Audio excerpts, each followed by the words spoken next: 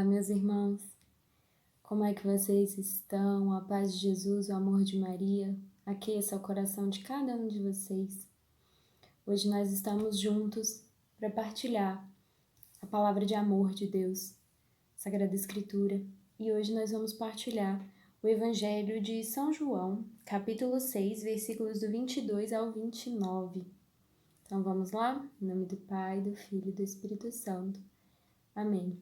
Senhor Jesus, nós queremos te pedir neste momento que o nosso coração seja semeado pelo teu amor, pela tua palavra, que nós consigamos ter discernimento daquilo que o Senhor quer para a nossa vida com essa palavra. Amém? Gente, a gente está num momento aqui no Evangelho, é o discurso de Jesus sobre o pão da vida. Jesus já fez a multiplicação dos pães, é um milagre que ele realizou da multiplicação dos pães, que atraiu muita gente e que fez as pessoas ficarem admiradas com o poder que ele tinha. E passou também o episódio em que ele anda sobre as águas. Muito bonito, que é uma passagem bem conhecida. E após esse momento, no dia seguinte da multiplicação dos pães e de ele andar sobre as águas, a multidão que ficou do outro lado da margem, Jesus e seus discípulos passaram pelas águas, e uma multidão ficou do outro lado da margem.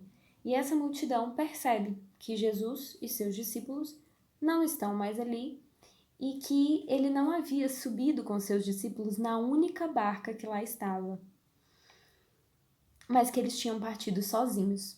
Outras barcas chegaram perto do lugar onde eles tinham comido o pão. E a multidão então repara que nem Jesus nem seus discípulos estavam ali. Então o que eles fazem? Eles entram na barca e procuram Jesus. Eles partem em direção a Jesus. Num primeiro momento, quando a gente se depara com isso, a gente até pensa que atitude bonita, né? Eles viveram um momento com Jesus e então eles agora querem segui-lo, é o que parece.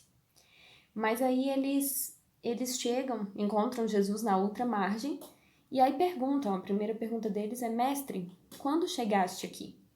E aí Jesus, em sua infinita sabedoria, fala: em verdade vos digo, falando aqui em nome de Deus, buscais-me não porque vistes os milagres, mas porque comestes dos pães e ficastes fartos. Trabalhai, não pela comida que perece, mas pela que dura até a vida eterna, que o Filho do Homem vos dará, pois nela Deus Pai imprimiu o seu sinal. E aí cai no nosso colo esse ensinamento monumental. Então, num primeiro momento, aquela multidão que se aproximou de Jesus, que buscou Jesus, agora Jesus revela para nós, Jesus que na sua face de verdadeiro Deus, consegue reconhecer a intenção que há no coração daquela multidão. E ele diz que eles não estão ali buscando ele porque viram sinais, porque viram milagres, porque querem acompanhar e conhecer a obra de Jesus, mas porque eles estiveram diante da multiplicação dos pães e se fartaram fisicamente com aquilo. Então eles vão em busca de mais. E aí Jesus dá a lição. Trabalhar é importante, buscar o alimento físico é importante, é o que nos sustenta, buscar a nossa saúde física é muito importante, mas a gente tem que sustentar isso na busca pelo alimento espiritual. O alimento espiritual não perece, ao contrário do fruto do nosso trabalho terreno. Então, trabalhar é muito importante, né? Eu acredito que é uma forma que a gente tem de levar Jesus a mais pessoas e de exercer o nosso serviço de diversas maneiras, de sustentar a nossa vocação, o nosso propósito aqui, então a formação de uma família ou as atividades missionárias. O fruto do trabalho é muito importante, desde que ele esteja calcado no fruto espiritual, que também deve ser semeado por nós. Então, Jesus fala que tudo aquilo que eles procuram, a comida, o alimento físico, o trabalho físico e terreno, são coisas que vão perecer. E o alimento espiritual não. O alimento espiritual, ele nos conduz a algo que nunca perece, que é a vida eterna. que é a nossa morada, que não é aqui, mas sim no céu. E então a multidão fica talvez surpresa com aquela resposta e pergunta: que faremos para praticar as obras de Deus? Então, se o Senhor está me falando que é para eu trabalhar, mas é para eu buscar aquilo que não perece, o alimento que não perece, como eu faço isso? E Jesus responde: a obra de Deus é esta, que creiais naquele que ele enviou. Então, meus irmãos, a lição que hoje eu tiro, que eu quero partilhar com vocês, dessa palavra tão rica, cheia de detalhes dos nossos sentimentos humanos, de como a gente busca Jesus, quais são as nossas verdadeiras intenções. A lição que eu tiro de tudo isso, que eu quero partilhar com vocês, é de que nós peçamos que a nossa fé seja fortalecida e que nós empreendamos esforços, não só na nossa vida terrena.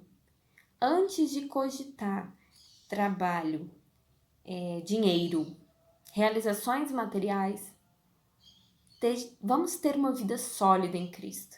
Uma vida sólida de crença no Evangelho, de conhecimento do Evangelho, de comunhão. Então, o que esse Evangelho nos ensina é a fortalecer a nossa vida espiritual. Nada mais é do que isso. Então, eu te proponho que no dia de hoje você peça ajuda da nossa mãezinha Maria Santíssima. Exemplo de serva, exemplo de mulher que entregou todas as suas pretensões físicas, mundanas, por amor. Entregou-se, despojou e foi coroada. Então que a gente peça a ela que nos eduque, que nos forme, que nos auxilie a lutar pelo nosso alimento espiritual para que a gente alcance a vida eterna. Nesses tempos que estamos vivendo agora, nossa preocupação com a parte financeira, com o sustento, com a economia é muito grande, com a nossa saúde física é muito grande. Mas vamos tirar um tempo para não nos esquecer de que a nossa morada não é aqui. Aqui é passagem. Que a gente aproveite essa passagem para honrar Deus, para levar Deus a mais pessoas, para ter mais pessoas convertidas. E então que a gente possa chegar ao céu quando for o momento que Deus escolher para nós, nós possamos chegar ao céu onde é a nossa morada definitiva, sabendo que nós praticamos as boas obras, como disse Jesus. As boas obras, a obra de Deus é crer nele. E crer envolve praticar. Fiquem com Deus, uma abençoada semana para todos.